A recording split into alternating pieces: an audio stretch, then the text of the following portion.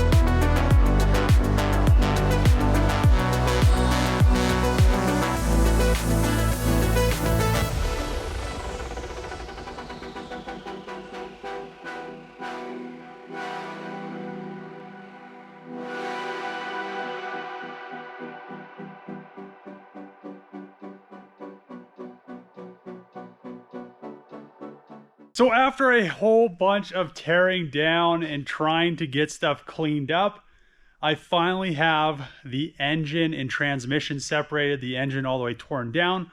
I'll wait to tear down the transmission till I'm ready to rebuild it. The engine looked relatively good. The bearings didn't look bad. It looked like a few bearings on the rods did actually spin, but they're still pretty tight. All the tangs on, I think on 3 of them, are actually knocked down, which shows that a bearing has spun. And it was kind of weird. There were cotter pins holding the rod bolts on. I've never seen that before. The main bolts on this look pretty hefty. They almost look like Mini Cooper ones. And it kind of looks like a Mini Cooper block.